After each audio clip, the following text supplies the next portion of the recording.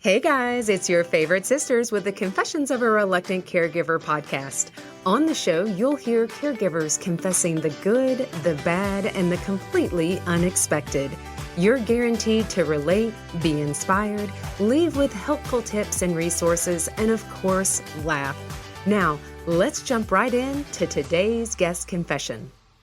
I really want to bust out Right before we started recording, we were actually hitting each other. Yeah. It was like a sister slap. What do you think it was a slap? Because people think that's Oh, aggressive. no, it was like a Now that hurt. You're sorry. That was terrible. Hey, so we were telling our guest, who's awesome. Yes, it's true. We were telling her about us recording in the studio because now we're recording, of course, at PBS. We're together. We're together forever. I didn't sing in the first one. Oh. I don't know the words for that first part. I can't see me loving nobody but you. For all my life. Okay, moving on. Okay, go ahead. All right, well, we got to sing. There we go. Me and Stevie Nicks. No, sorry. I don't know. That was a Partridge Family.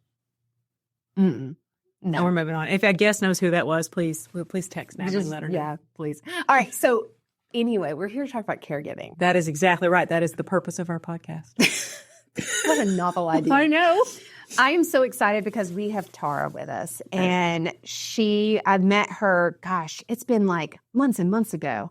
And we've been wanting to get her on here. And it's perfect because now she gets to record in the PBS studio. That's right. And the guests are going to absolutely, this falls under relate, educate, inspire, laugh. We're going to hit every one of them today. I believe that. Tell everybody about Tara. Tara, I'm super excited. Get ready. Because you got a great bio. I just love reading these. I'm like, whoa, look at this person. So today we have with us Tara Ross. She grew up in the San Francisco Bay Area. She met her husband, John, while in community college. He joined the Navy submarine service shortly after that. And she thought, safe. He's safe. No harm there. He's underwater. Nobody can see him. Hopefully, yes, that is correct, Tara. But everything changed in 2011 when John suffered a traumatic brain injury during a dive training, the training accident that would reshape their lives forever. What started as complaints of pain evolved into a maze of misdiagnoses. And I know that's the case for a lot of people not getting the correct answer. She learned that caregiving is often about being a detective and a lawyer. I really like as that. much as it is a nurse. It's one of the 40 job descriptions from being a caregiver. I really liked that because I hadn't heard of being a lawyer or a detective. And those are very accurate job descriptions for caregiving. The real education also came in healthcare advocacy. We know that's a huge part. Caregiver burnout hit her hard, and she's open to share that. But her organizational skills, she's got some documents she's going to share with us. We got some resources. Her organizational systems helped create boundaries, allowing her to maintain a sense of identity beyond caregiving as a wife, a mother, and an individual. There was a turning point, and I love that this started with John. It started with the person that she cares for. It started with her husband. When they welcomed their second child in 2019, though, the story goes on because they moved to Ohio. Another caregiving. She's got so much stuff. We got to get started. Like there's water in Ohio for sure. I know. We got to get started. Life changed, man. And this is a thing. I mean, caregiving evolved, but I'm not even going to give it away because I want Tara to talk about it. Thank you for being with us. Yeah, I've got some golf socks there. Yay! Thank you. Thank you for having me. Yay! Okay, so really excited to have you here to talk about your story because your caregiving experience has definitely ebbed and flowed, and it's gone in lots of different directions. And then what you did with it is definitely different. I don't think people are going to expect the end. Right? I don't know that they will expect what happened at the end. And I was like, you're smiling. You're like, nope. I don't know. It'll be interesting. I know, right? Because everybody's like, what happens? I'm like, you're going to have to wait. And so why don't you set us up? You're a California girl. I love that. You're beautiful like California. It's true. Like if you're not watching on YouTube, turn it on. And so that way you can be like, she's pretty. And I'm like, I know, right? And so talk about, kind of bring us up. So give me a background about what your childhood was, kind of feel like, bring us up to that piece, and then get us up to community college, you meet John, et cetera, and then when care starts. So give us some background. So I am born in the Bay Area. I grew up in San Francisco and also in Marin County. So I go over the Golden Gate Bridge a lot. Parents are divorced, but still really good friends. So I'm happy and thankful for that. That's a blessing. And yes, absolutely. Were you an only child?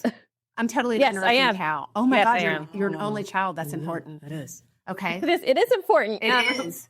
Keep on. Yes, because my caregiver journey is not over. So Preach, girl. yeah, so I lived kind of all around. I have family all around the Bay Area, and at a point I was living in a small little town in Pacifica, and that's where I met John. And So you were in community college. So you had yes, I was like working at a coffee shop. Okay. And he just came in, and I thought he was really cute. Don't you love that when you're like, he's cute? Yeah, and we did the little like, can I get your number? And I played, coy, and we did all that funny stuff. That's so stupid. Yeah, right. Yeah, it really is. I'm never doing that again. But yeah, so yeah, we met, we fell in love, and he was like, this isn't enough for me, and I have a history of, my family being in the military, and I have family as well. My grandfather served. I had an uncle that served as well, and he's like, I really want to join. And I was like, what? Why would you do that? And he was like, no, it's going to be fun. I'm going to be in submarines. And I was like, okay, well, yeah, that sounds safe and okay, so smart. And so let me ask you, I've got to be interrupting Cal here. Yeah, it's okay. So you were in community college. Both of you guys in community college? No, he was not. He was working with his brother and just kind of doing job to job, and just wasn't finding something that really suited him. So Gotcha. There's an 8-year gap between us both. And okay. And yeah. Okay. So he'd been kind of searching and not really found a landing place. And you were you were in community college and you were working. Yes. And so you guys started dating. How far into the dating process did he say, I think I'm going to join the Navy? a year, probably. Oh, so he got you on that one. We can all fake it for the first 6 months, but then once you're after 6 months, you feel like you're really into it.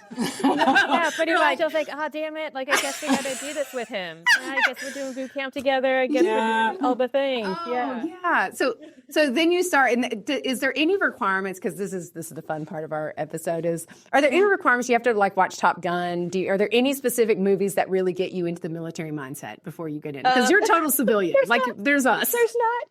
Well, there's not many like submarine movies. No, it's not very exciting. It's like Red October or something. Yeah, then that's what was exciting. Yeah. And it's like real tense. So the only like one I guess I had reference to was Down Periscope. Oh, which was like a nice, funny, wholesome, not so you're thinking scary. John's going to be that. Like pretty much like, oh, it looks so much fun on the call to these characters. And like, they're all, smart. And when submarines get involved, it's either you don't hear about it or it's like a big deal. So, exactly. It's like, okay, so, and it's in 2008 when he joined. So it's post 9/11. Yeah. So, yes, it was still intense at that time, but it was just different. And of course we were worrying about the economy at that point. Right. So. That's the truth. That was before the economy crashed in 2009. That was total success. Yeah. So, there was talk about it and there was, intense and fear and all that stuff. So it was kind of like, yeah, let's do this for some type of security and some guidance. So he joined and I followed him to Groton, Connecticut. And I was still, I knew what I wanted to do as a career. I wanted to be a graphic designer. So, and because I did community college, I had some credits and I was like, okay, well, I have some credits and, I have the ability to follow him since I don't have a full-time career or anything. And then we can, I can go to college wherever he goes and, we'll figure it out. And so, we did that journey together and, we were fortunate enough to come back to San Diego or California because there aren't that many bases when it comes to submarines. So our options are limited. And of course, during that time, since there were budget cuts and we were married at that time, we couldn't do something fun like Hawaii or Italy yet. So that's a total bummer. I would have had that on the marriage and be like, it's a really big based on your face. Yes. I would have done that. We would have done that for sure. With that, we were in it. So, so, at that point we're like, okay, we're going to get some dogs and we're going to go to San Diego. And so we did that. And, submarine life was very interesting. At the time, too, it was still all men. I don't know how many women are in submarines, but that was a big conversation while he was serving. And so, the ombudsman and all the family behind were all women and children. And so, I found a bond with them. And, when they would go underway for 6 months, we were able to gather together and talk and, somewhat have a life without them. And I think really in general, I think that's kind of where my caregiving really started, was being a Navy wife, being there to hold down the house while he's gone and help with when he comes home, to make sure that the house is calm, that he can sleep, because their hours were crazy, to help him get his bag together, to, do those things. Isn't it interesting that you said that? It's the first time I've heard of it in the sense of put it like that. Like, I think my caregiving began because you cared for him. And some people would say, well, you cared as a wife. But I would kind of argue with you that you were caring for him to make sure that he was where he needed to be to serve. Yeah. Yeah. No, I believe that. I mean, I don't remember the book, and I meant to research it, but there was a book that was given to me while he was in studying in Groton, Connecticut, about like what a Navy wife kind of should do, what to expect, who to talk to, like learning about the ombudsman and all that stuff. So it was like a great kind of how-to kind of in a weird way, for better or for worse, honestly. I like that. It really kind of like set the stage of like what to expect, especially coming from a hippie background. And, you might want to say, an anti-military. It wasn't for me, but I mean, they're known for not being very military friendly to some extent. Yeah, because we're all peace loving, and peace love. Yeah. Can't remember what the other word. I'm going to say laughter, but yeah, peace love. Okay, so you guys. So it sounds like life. You've settled in. You settled into military life. You're back in Cali, and then what happens? So, life is pretty good, and he wants to do more, and I am there to support him. And so he wants to be a diver on the submarine. So that means more school and more training. And so, and a lot of exercising and a lot of long hours. And there was one day where he came home and he just was in a lot of more pain. And he told me that he was doing some training with some other divers. They had to like hold these cinder blocks and, do all these kind of like Navy SEAL type stuff. Cause that's, they have to get their body ready for that. Right. And he was helping one of his sailors. I guess he'd fallen or something. And he had to like help pick him up and help hold the cinder block, because they all had to like, do this obstacle course and have all the things with them at the end. And I guess at some point he had tripped and fallen, and the cinder block fell on his head. Wow. Fell down, and he was complaining at the time about his hips. So, we went home. I just thought maybe he just needed to just relax and recover, and the pain didn't really go away. And so we had to take him to the doctors, and they said it was a hernia. And so they were like, okay, we're going to set you up for surgery. We're going to get you an ultrasound. Let's get this started. And then when they did the ultrasound, they're like, we don't see anything. And we were like, what? What do you mean you don't see anything? And, they're like, poking and prodding. And then the surgeon was like, yeah, we're not doing surgery because it's not that. So you need to go get an MRI and we'll see you later. And long story short with that, he had a hip, they called it bilateral hip arthritis. But basically just the bones were, I guess, just, they weren't, ball and socket were not working correctly. So, and then there was some back spine problems in his lower back as well. So at that point, John's a tall guy, isn't he? Yes, he's 6'3". So yeah, it made total sense to me when you said, "I think I want to go on a submarine." I don't really think of 6'3". I think of like 5'6" and shorter. It's kind of tight quarters in the submarine. So they do. I was fortunate enough to visit his sub, so I could see how small it was and how often he would have to bend down. And I mean, and sometimes he would come home with scars on his head from scraping it and hitting it. Yeah. So I think that also played a factor. And there's other couple times where he would hit his head, and normally they would just give him, some Tylenol or something and just call it a day. I really don't know why. I mean, I'm sure that there's a limit on height, but it really should be smaller because he's not the only one that would have hip and back pains after their service in submarines. Yeah. Isn't that interesting? But I also understand that, because of their special skills that, they kind of have to be okay with anybody who wants to do it. So it is. And hold on one second, Tara, because this is a perfect place to take a break. Well, alrighty then. Because right now where we left off is it will be the hip issues and the back issues. So we'll be right back, and then we'll come right back in because there's more. Personal. Hey ladies, I need to interrupt for just a second to share about the Sisterhood membership. It's basically a sale every day, and the best part, it's free.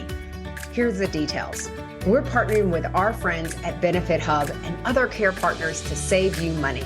With over 200,000 participating companies across the U.S. and abroad, you'll find discounts at your favorite local stores, huge savings on vacations, amazing deals on home, auto, and supplemental insurances, and everything in between. Go to confessionsofareluctantcaregiver.com to sign up, and then definitely tell your friends about it. They can join too. Trust me, there's a discount for everyone. And don't forget, it's free. Okay, back to confessing.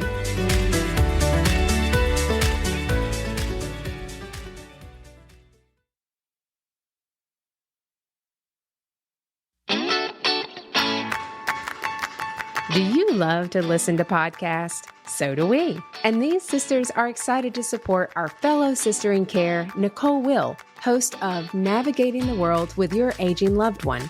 As former guests ourselves, we love how Nicole explores the world of aging and care. Beyond the informative interviews, Nicole's gathered helpful resources and practical tools that encourage and give hope to caregivers navigating the aging journey with their loved ones for a more meaningful and fulfilled life. You can find Nicole wherever you download your favorite podcast or go to her website, www.willgather.com.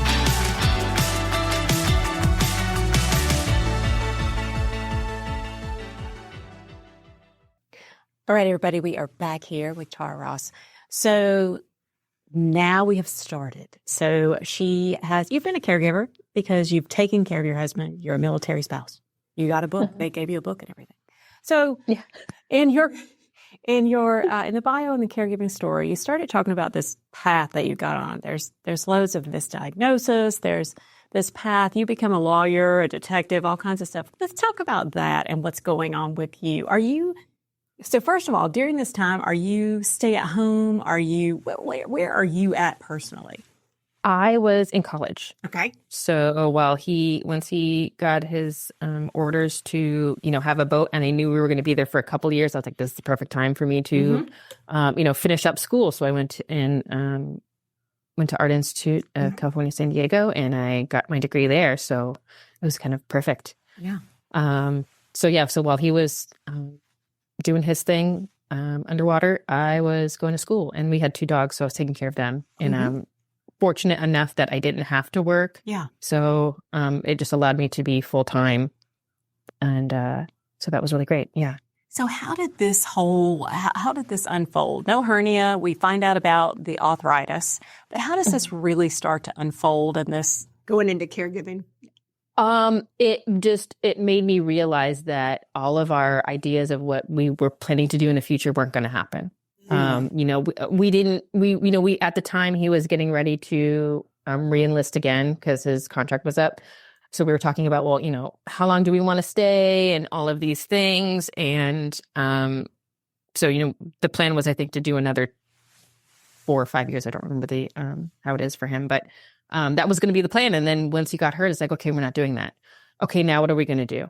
Okay. And also where's your health at? Do you think that you're going to be able to work after this? Or what does that look like? What does, then we had to go through the whole process of what does it look like to be medically discharged from the military, and what's the percentages, and learning all of that kind of stuff that we had no idea because this wasn't part of the plan. So was the plan to be a lifer? I don't know. Honestly, I don't know. I think a little bit, but it kind of we were going to do just kind of a play-by-play, like every time it's due to contract, like let's kind of talk about it. Let's figure out where we are in life. Let's see if we have kids at that point. Let's see, how we're feeling. Are we burnt out? Are we, leveling up? Are we going to the places that we want to do? Is it serving us? Right. So I think that was kind of the idea, just kind of wing it. I respect that.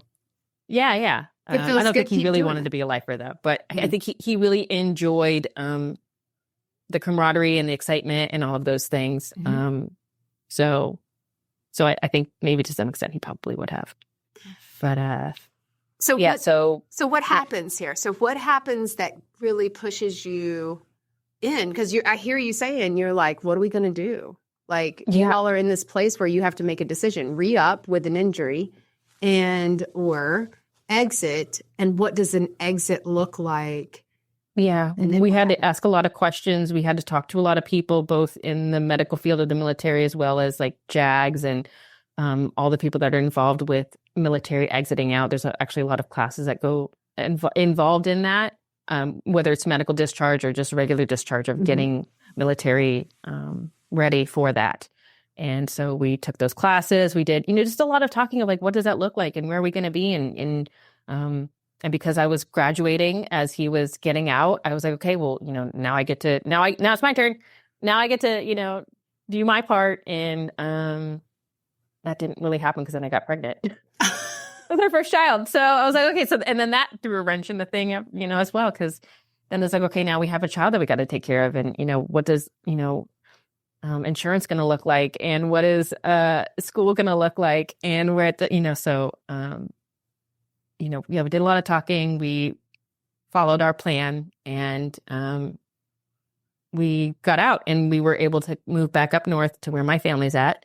And then the next thing happened. Then we had to deal with the VA, basically. So then we went through that whole process, talking to the DAV, talking to Champ VA, getting things service connected, because when you exit, they do an evaluation and they give you a percentage. And that part is pretty important.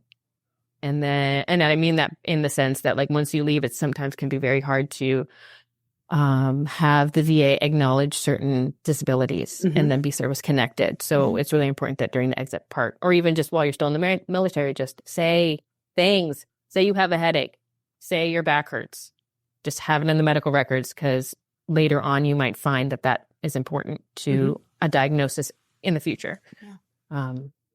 So yeah, there's a lot of battling with the VA to get things service connected. And especially when it comes to things like TBI and PTSD, there's a lot of symptoms that are very similar. And at that time, 2012, 13, there was talks about CTE. There's talks about, specifically football players and brain injuries, like Junior Seau. And that kind of opened my eyes and his eyes as well as to the symptoms that he's having and how it could be affecting him. So we really had to battle a lot with TBI. So did he have the diagnosis, or was this, you saw a lot of symptoms, you're talking to the doctors as you guys are starting to transition out to say, hey, these are things that are actively going on that need to be resolved. And they're just like, we don't see it. Yeah. Or it was just based on the pain that he was having, in his hips and his lower back. That was where, they could see it in the x-rays. That's where, a lot of his pain that he could talk about and, verbally have a conversation about was from there. I mean, it's hard to talk about your brain and what's happening mentally if you can't really be aware of it, because there's no physical, currently, as far as I know, x-rays or MRIs that you can kind of see that stuff right now. So to talk about it and to acknowledge it can be really hard, and for them to, for the VA to acknowledge it as well. So that's where I really had to, again, be that detective, be that kind of lawyer, and talk about, or give the evidence, because that's what they want. I mean, as much as I can yell and scream about, he can't sleep and, all of these things that I'm experiencing as a caregiver, if there's not evidence, it's hard for them to believe it. So I had to create a system for myself to stay calm, to kind of take my emotions out of it and kind of think like they're thinking in the sense of like, what evidence do we need? And then with that came, a lot of trial and error. I mean, opioids were the new craze as far as dealing with pain. And so, we were trying to figure out how to not only with medicine, but, water aerobics and all of these other, different programs that we could try and get him feeling more independent. For me, more like the man I knew before all of this. And in some aspects it was working, but in a lot of aspects it wasn't. And at his worst, he was like 350 pounds, 315 pounds, and on 40 pills a day.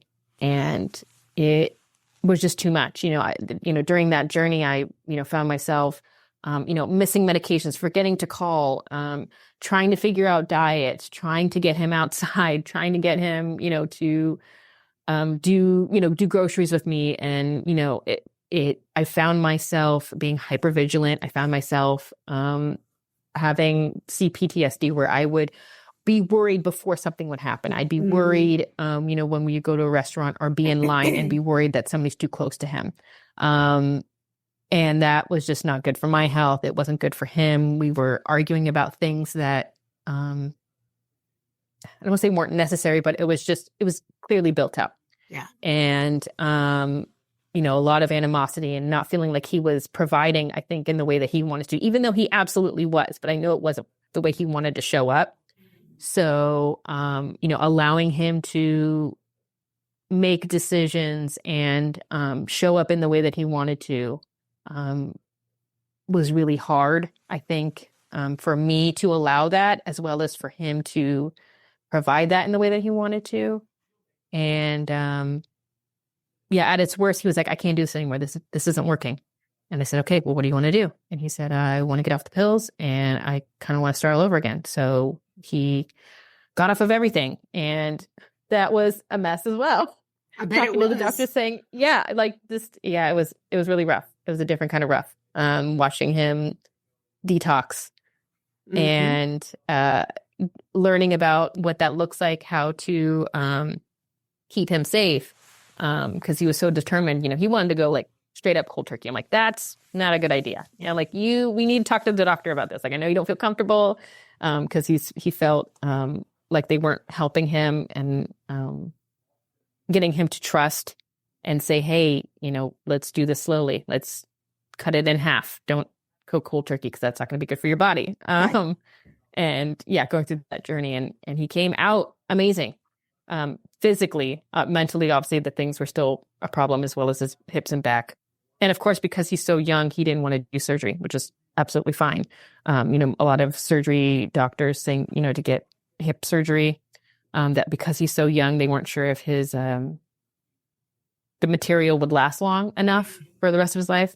So, he wanted to go as natural as possible, and I supported him on that. And so during this process, were you still living in California? Was this before you guys moved to Ohio? Yes. Yeah. So he was feeling so much better. He was able to walk without a wheelchair. Obviously the mental things were still there, but he was physically looking like, if not better in some ways than he did prior to being in the military. So there was, so that was really great. And that's when we had our second baby. So flashback for just 1 second. So I just want to, I'm like, okay, so all this is going on. I'm like, I hear you, I'm hypervigilant about food and I'm doing all this. So you really are caring, because you already have one child and you're really taking care of this husband. Like, and I hear about medications and we deal with that with our mom, all these medications and the impact of that. He says, I'm going to get clean. I just want all to come off all this. Was there ever like a time, like tell me about your emotions during this? Because that is a lot. This husband that you married is totally a different person. You're off of your plan for life. Was there ever a point when you were like, I'm done too. I'm leaving. Like, I'm out. I'm checking out of this, because you mentioned caregiver burnouts. Like, did you get to that? I'm fried. I don't think I can do this anymore. I don't know if I ever said I can't do it anymore, because that was just not an option, I guess. Like, as long as he wanted to keep doing this, I wanted to keep doing this. So I think there were just times where I had talked to the caregiver coordinator, because I was a part of the caregiver coordinator program. So that was great. Amazing, really, to have a nurse come to the home every 3 or 4 months, see how we're doing. And then I would get that would be like my me time, where I would talk about my thing. So there would be times where a story that, because we had 2 dogs, because my husband at that time was still not doing well, and of course we had a toddler at that time. We were living in an apartment, so that meant walking the dogs and picking up their poop, teaching a toddler how to potty train.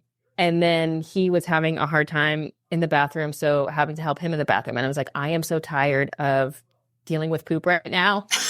Like, I can't do this anymore. Yeah. Like, I can't be in the bathroom anymore. I can't, the smell, like I was like, I can't do any of it anymore. Like, normally it'd be fine, but like these past 2 weeks, I'm going crazy. Well, and Tara, you're a small person. Like, you're helping, and I can tell you're small in stature. Like, how tall are you? 5 feet. So you're 5'3". Your husband's 6'3". So you're a full head under the armpit. And and so you're helping him, because you're sitting there talking about it, because you haven't, like, it's almost like high level skim the surface. Like, you're working with him, I'm assuming, because I didn't realize he was in a wheelchair at one point. And that I'm assuming he's needing assistance with his, what we call activities of daily living. So, bathing and making sure he's got all of his food, because he's in a place that he is just, because you said 40 pills, over 300 pounds. I'm sure he wasn't 300 when he went in. And I didn't think so. I figured he was kind of sinewy. And so you have all these side effects. And so your sole job feels like taking care of everyone. Yeah, absolutely. I mean, that's accurate. Yeah. Were you taking care of yourself? No, I was, but my thoughts at that time were, is if they are okay, I'm okay. Once they're not okay, then I'm not okay. So that's where I based my regulation on. If he was cool, if he was sleeping, if he was happy, then that let me know that I could do the same. Wow. That's true, though. By the way, you're not supposed to do that. No, you're supposed to be the thermostat. You need to regulate him, as opposed to he regulating you, if you think about it. So I'm going to take a quick break, because we're at a really good break point, and then we're going to keep going. Okay. There's more. There is more. Okay. We'll be right back. I don't know about you, but my inbox is always cluttered with useless emails. But there's one I always open, the Confessions of a Reluctant Caregiver newsletter. You may say, Natalie, what makes yours so special? Well, I'm biased, but don't just take my word for it. Here's what our subscribers say they love. First, it comes once per month, and you can read it in under 5 minutes. Next, you'll find amazing tips and resources to use in your everyday life. And who doesn't love a recommendation? These sisters do, which is why we share sister-approved products and discount links to save you time and money. And of course, you're first to know about the upcoming month's confessions. Just like our show, you're guaranteed to relate, be inspired, leave with helpful tips and resources, and of course, laugh. Go to our website, confessionsofareluctantcaregiver.com, to sign up for our newsletter today.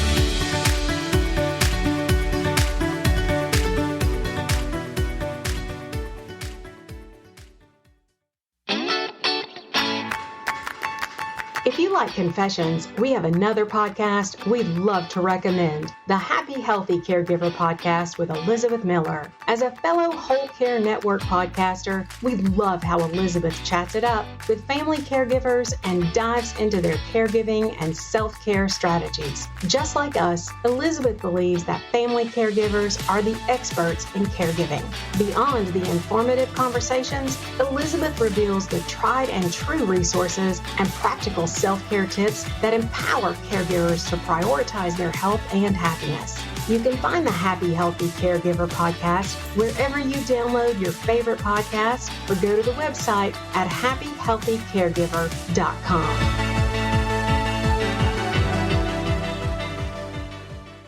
Alrighty, everybody, we're back here with Tara Ross, and we've hit another point. We're getting ready to move to Ohio. I know.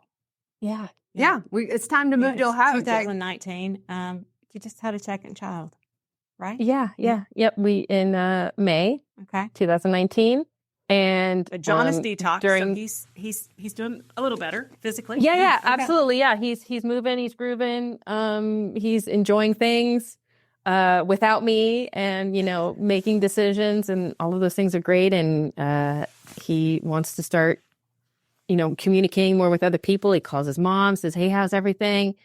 I want to come visit," because we haven't seen them in like over a decade. They'd come see us. We never went out there, and he got some news that after a year or two of back surgery for his father, that the recovery process is not going as planned. And that obviously was a trigger, and it hit home because he had been dealing with the same, with his own back and hip issues. And he was like, "We need to go home." And I said, "Okay."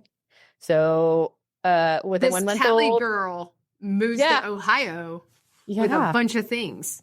Yeah. I mean, I had some experience with snow in Connecticut, but yeah, different. So we moved, and originally it was just supposed to be, "Hey, we're going to be here for the summer." We got there, and it was a lot worse than we expected. And we decided we're going to maybe stay for the year. But then, because it's 2019, Oh my gosh. COVID happened. Oh my gosh. So let me ask you this. So you've got 2 kids, 2 dogs, a husband that's on the mend. So you thought, it sounds like you thought, I'm transitioning out of caregiving, which I'm sure you didn't recognize yourself as a caregiver. You're just being the everything. And you're like an everything bagel. You got to love an everything bagel. My favorite. Yeah, actually. exactly. And so, of course, we love it. And so, because it's everything. But you go into a situation and you're like, caregiver antenna, I'm assuming, is like, "Oh, we got a caregiving mess over here. We're going to have to get these people straight." Yep. So then, and you guys are like, "Okay, it feels like a Gilligan's Island." I'm like, "We thought it was a 3-day stint."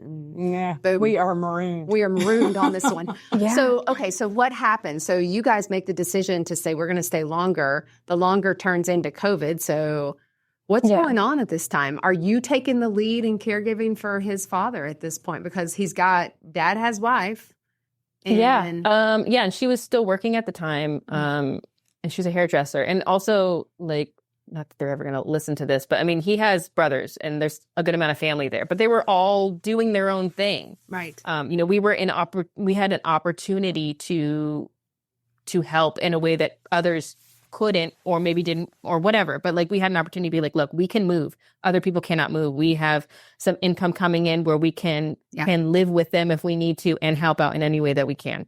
So, we were going to take that opportunity. And, it was nice to be around his family, because again, I never really did that. So to have such a big family with brothers, which is not something I'm used to because I'm an only child, and all these cousins, and to be called, auntie and all that, it was great. So when we got there, we realized it was a lot worse. Like, we need to stay. And we said it nicely, because I don't think that they wanted to hear the baby of the family coming in and being like, "We're taking over." So, I kind of let him take the lead. It's his family, his parents. So this was really my first time spending as much time as I did with them and learning them as people. So I let him take the lead on it. And I just, because what was in the background, cleaning, doing the other caregiver things. doing other I'll help. Yeah. I'll do you need to drive? Where are we going? What do you want to do? Yeah, I mean, and obviously because it was COVID time, it was very, very stressful. And now we were in a multi-generational home where, I had one kid going to school. I had a, 1 or 2 year old and then some elderly people. So I became very, very hypervigilant at that point, making sure that everybody was safe, not knowing what COVID was, not knowing how it affected people, how it would affect them. So I really shut myself in. Everybody else had their own priorities, but I knew that I could stay in because I didn't have a job outside of the home. And, the mother-in-law still needed to work and my husband still wanted to go to the gym. So those were like our one thing outs. I would go to the grocery store. That was my one thing out. But I mean, I really shut myself in and that did not work in my favor. Yeah. As the father-in-law's health was getting worse. He had fallen while we were living there. And again, thank goodness that we were there because I don't think anybody else would have heard it. And him falling caused a ripple effect of other health concerns happening. And as much as we did our best to make sure that he was happy and healthy, he did pass away. And again, happy to have been there for the mother-in-law at the time. Because I don't know if she could have handled working and taking care of her husband in the way that she wanted to. Yeah. And then a couple months after he had passed, her cancer came back. She had kidney cancer. And, she'd been complaining of back pain prior to all of that, to us being there and not realizing that was actually a sign for her cancer coming back. So it had gone up her spine and up to her brain. And, at that point, again, being an observer and not having siblings, but understanding the patriarchy and the matriarchy of families, things really fell apart when the father died. And all the brothers, all the sons felt like they needed to step up in ways that did or did not work. And there's a lot of curiosity, we'll say, as to why we were there. Because I don't know if the mother-in-law made it clear why we were there.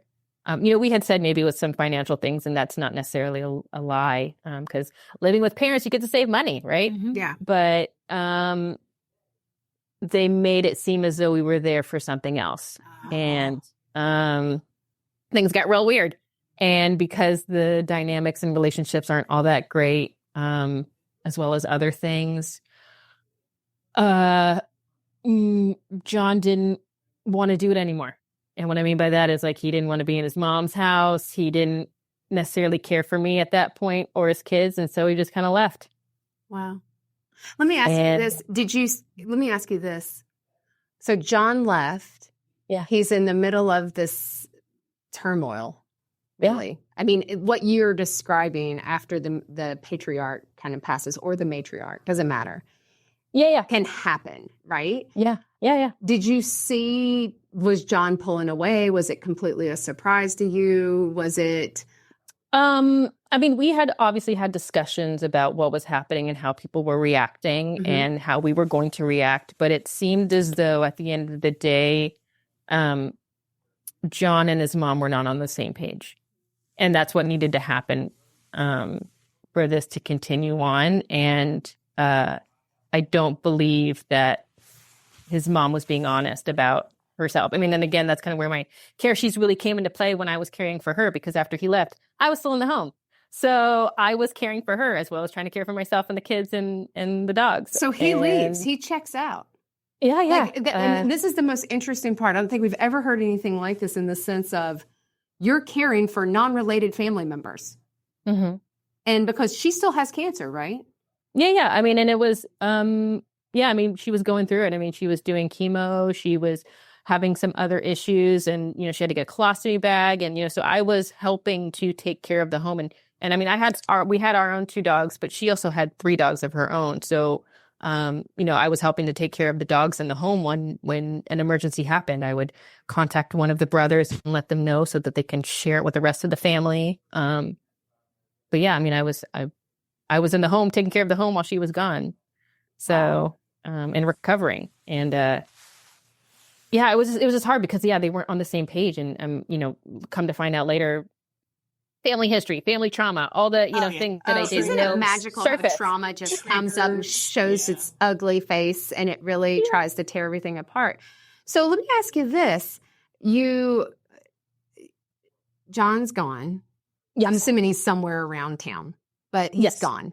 And you're caregiving for your mother-in-law.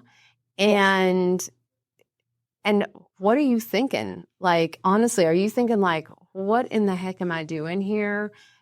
Should you go back to California and be like, respectfully, screw this. I'm done with this. It's not my responsibility. Cause I don't know the answer to that. I'm like, cause I would want to be like, I'm done taking care of everybody at this point. I'm going to go take care of myself. I'm going to roll with my kids and my pups and go back to Cali. Yeah. I mean, I all of those things are probably thoughts that I had. I mean, I think because I had been a caregiver for 8 years, I didn't know anything else to do. I never got to have my graphic design career that I wanted. Mm-hmm. I had been a caregiver for so long and created all these sheets and figuring out how to advocate and how to communicate that it felt like not doing that felt weird, which I think is why I was pushing so hard not pushing hard, but I was agreeing to move to Ohio and help because I knew that I had the tools and the skills to do it, even with a 1-month-old. Yeah, it's familiar. It's familiar. Yeah. It's comfortable, even though it's a crappy job. Yeah. Literally. It can be, yeah, literally, yeah. But I knew that I had the skills. I knew I could do it. And so I was like, yeah, let's do it. And I knew it wasn't forever. I mean, and that was never the goal. We weren't planning on living in Ohio. I mean, we kind of talked about it for a while once COVID happened, like, oh, maybe this isn't so bad. But the plan was always to go back to California. The plan was not to, live at his parents' house forever with 2 kids and 2 dogs, So when he left, I didn't know. I mean, it was very abrupt. There was, I guess, an argument prior to him leaving, but mostly it was just, I don't feel comfortable. So I had actually left first. I was like, I need to take a break. So I left with the girls for a weekend. I came back and he was gone. And then he kind of just never came back. So I was waiting, I knew, I did some research and understood that I can't leave with 2 kids and be married. I know that I have to get divorced if I want to go anywhere outside of Ohio. So I had to go through the process of getting divorced in Ohio because I knew that if I left and he found out and he wanted to do something, he could call the police on me. Yeah. So I knew I had to get a divorce. And so I went through the process, and that took about a year-ish to do that. And I was hoping he would call. I was hoping he would say something. I didn't find out that I wasn't a caregiver through him. I found out through the program. They're like, hey, just to let you know, your veteran says you're not a caregiver anymore or not caring for him anymore. He doesn't want your care anymore. So, you got 1 or 2 months left, and then we're going to have to shut you down. Go. And I said, yeah. So, I mean, like, those were the ways I found out that things were happening. There were never actual conversations with John about any of that. So, and to me, for him to do that, let me know that, like, he really doesn't want to do this anymore. Like, again, relationships, you have arguments, you might need to take a break. Yeah. But when you start doing actions like that, it kind of felt like, okay, this is real. So there was a realization of like, okay, I'm really not only not his caregiver, which I was already kind of ebbing and flowing through already. That's like, okay, now I'm really not. And then caring for his mother was obviously difficult. But again, rewarding because I knew that I was helping her. I knew I was helping her stay at home. I knew I was giving her an opportunity to, stay at home and be with her dogs. And, she retired during that time. And, she got to go to doctor's appointments, and I couldn't go because I had kids. And of course, COVID was still a big thing at that time. So going to cancer doctor's appointments I couldn't do. And I don't think she wanted me there, but my sheets came in really handy in making sure that she was advocating, that she was being honest. She's an amazingly charming woman, and she is really good at saying everything's fine when it's not. Yeah. And she's not the best at always advocating for herself. I mean, obviously because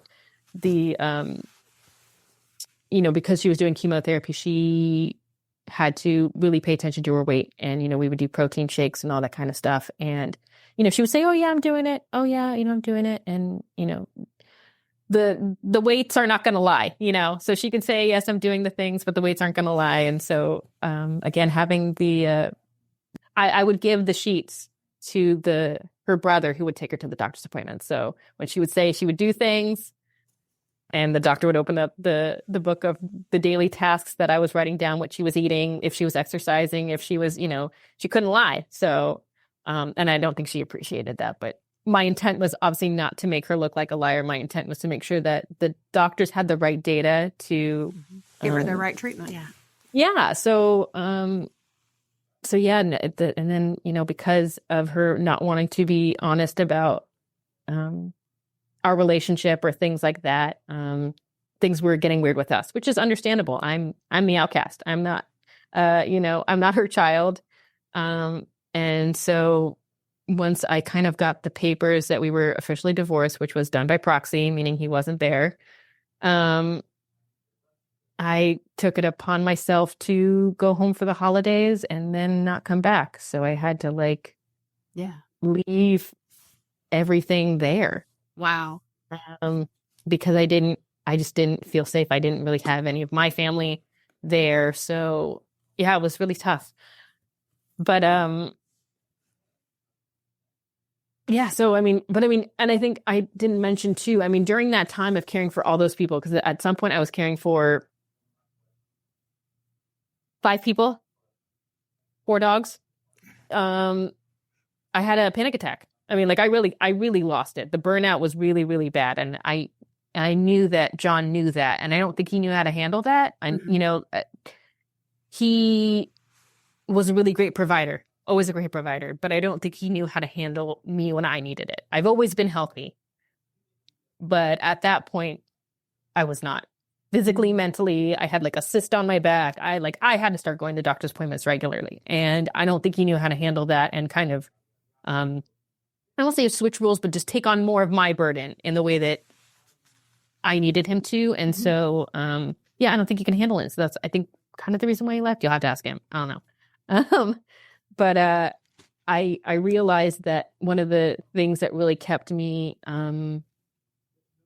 okay and keep going were those care sheets. It really allowed me to separate my emotions from the facts. I was able to fact check. There could be no arguing when I can show the sheets, right? We can't argue about when you last ate if I wrote it down. We can't argue about why you threw up when I can look at when these things are happening, or why you're dehydrated when you haven't been drinking water. Yeah. There could be no arguments when it comes to those things. And I think that when also you're dealing with a big family and they aren't always present, and they come and see your loved one and them not doing well, and then they want to come to you and say, hey, why aren't you doing your job? You could say, look, these are all the things I'm doing. These are all the things I'm seeing. I can't make her eat. I'm not, there's a boundary you have to have as caregivers of letting them do what they want, but also advocating for them. And sometimes that doesn't always work out. So having those sheets is really important, not just for the military world, but also the civilian world when it comes to making sure that things are documented correctly. I remember somebody saying, if you have it written down, if you don't have it written down, it didn't happen. And if you have it written down, it's as good as gold. And I try to live by that, not with myself, with my kids. Just it really does make a difference to have that document. There's no arguing. I have it. You know what I mean? This really did happen, So I want to say that we'll have, Tara has shared this information with these sheets, which are they're gold. Yeah, they're gold, like she said. So we want to make sure links in the show notes. They're going to have links in the show notes. Tara, I know that we're short on time, but I want to ask, you've had a lot go on with this, your journey, and it continues to go on. Tell me where you are today. Yeah, that's a good question. I am still recovering. Definitely. I'm still recovering from the burnout. I've been in fight or flight, I think, for so long that I don't know what it's like to feel calm. And that feels uncomfortable. Yeah. And definitely taking care of myself more. And I think those are the big priorities right now. And then obviously doing this, finding other caregivers and helping them avoid what I've experienced, and feeling not validated by the things that they're doing, and having them advocate better for not just their loved ones, but mostly themselves. I think that's who I care about most. And that's why I call myself the caregiver doula. I want to care for the caregivers. Yeah. You know, I think, because I know we're at question time because we're a little over, but that's okay. You wrote in some information that you sent us. This was so meaningful to me. Two things. The transformation gave me back something we'd lost, which was hope.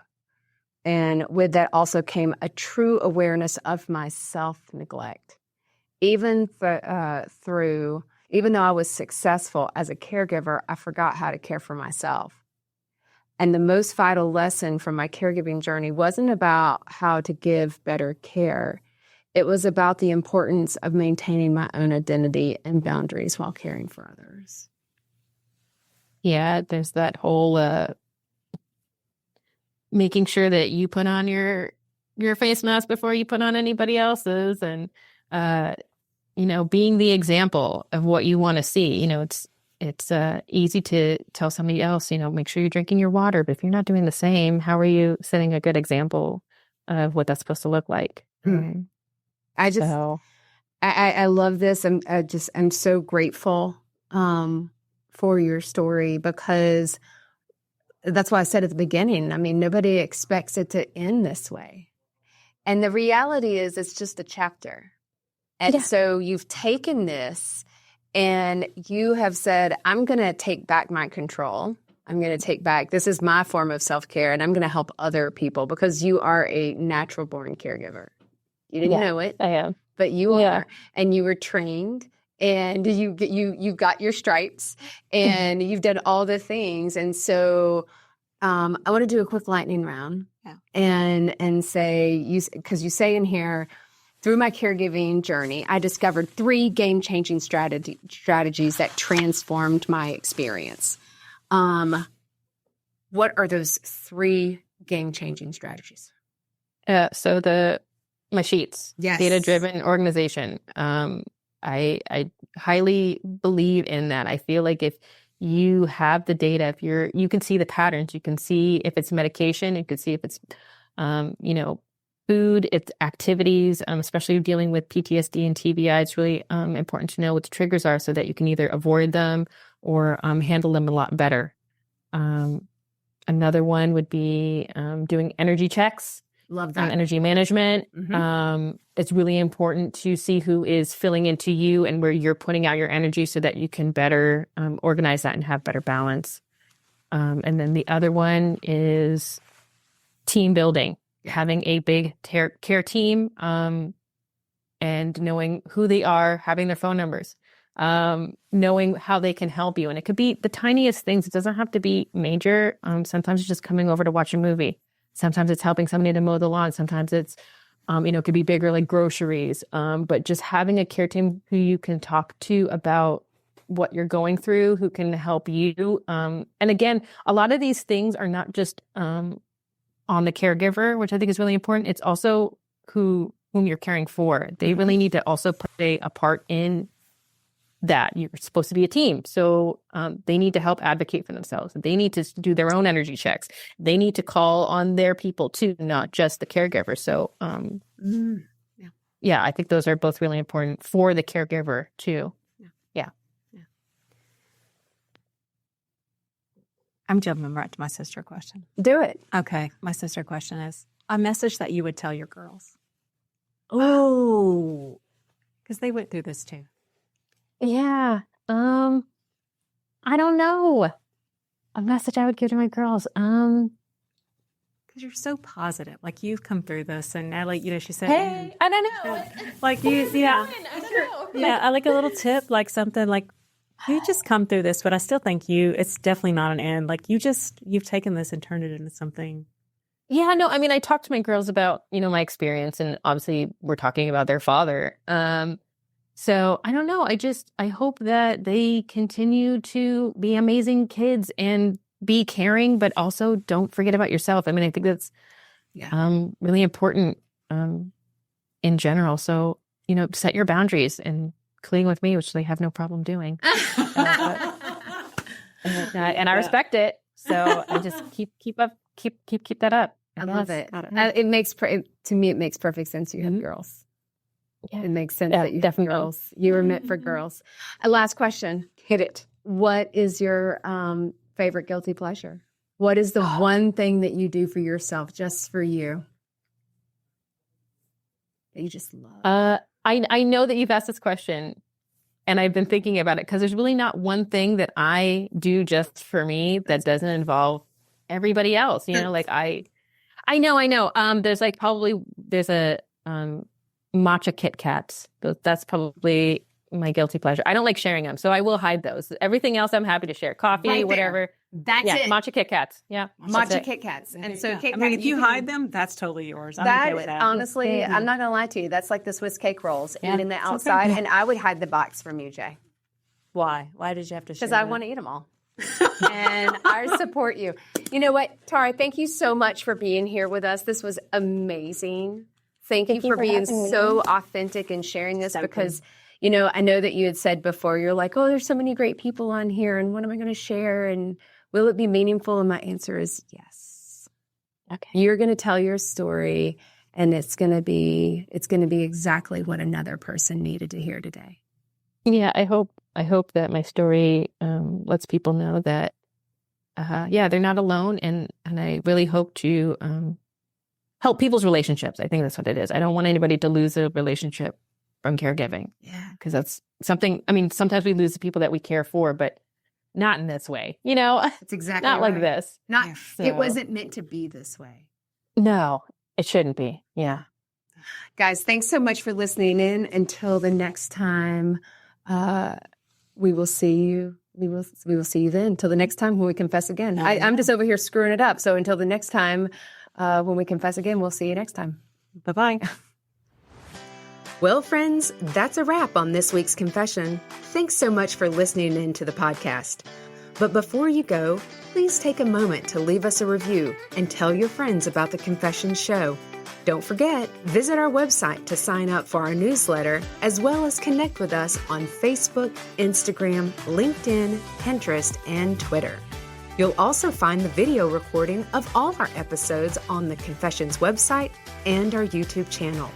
We'll see you next Tuesday when we come together to confess again. Till then, take care of you. Okay, let's talk disclaimers. We are not medical professionals and are not providing any medical advice. If you have medical questions, we recommend that you talk with a medical professional of your choice. As always, my sisters and I at Confessions of a Reluctant Caregiver have taken care in selecting the speakers, but the opinions of our speakers are theirs alone. The views and opinions stated in this show are solely those of the contributors and not necessarily those of our distributors or hosting company. This podcast is copyrighted and no part can be reproduced without the express written consent of the Sisterhood of Care, LLC. Thank you for listening to the Confessions of a Reluctant Caregiver podcast.